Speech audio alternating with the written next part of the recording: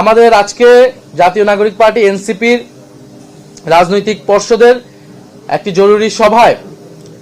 যেটি অনলাইনে অনুষ্ঠিত হয়েছে, সেই জরুরি সভার সিদ্ধান্ত মোতাবেক আমরা জনাব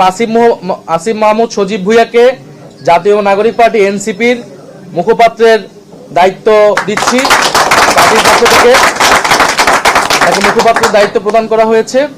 এবং আপনারা জানেন যে এনসিপি নির্বাচনী যাত্রায় পুরোপুরি ঢুকে পড়েছে এবং এই নির্বাচনকালীন সময়ে এই নির্বাচনে কর্মযোগ্য এই গুরুভার এবং আমি এই সময় সংগঠনটাকে ধরে রাখার জন্য জনাব আসিম মাহমুদ সজীব ভুঁইয়া তিনি এবারে নির্বাচনে অংশগ্রহণ করবেন না, বরং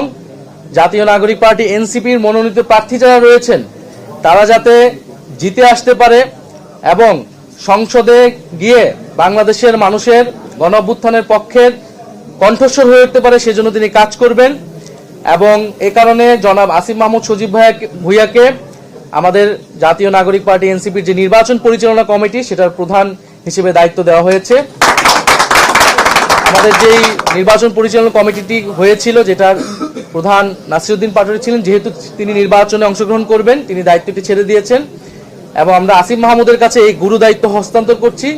এবং এই পুরো কমিটিটা পুনর্গঠন হবে। যারা নির্বাচন করবে না এই সময়টাতে সংগঠনে এবং নির্বাচনের কাজে মনোনিবেশ করবে তাদেরকে নিয়ে আসিম মাহমুদ সজীব ভুঁইয়া এই গুরু দায়িত্ব নেবেন এবং নির্বাচনকে তিনি নেতৃত্ব দিবেন দলের পক্ষ থেকে। আমরা এর পাশাপাশি আসিম মাহমুদ সজীব ভুঁইয়াকে আমাদের যে রাজনৈতিক পরিষদ নীতি নির্ধারণী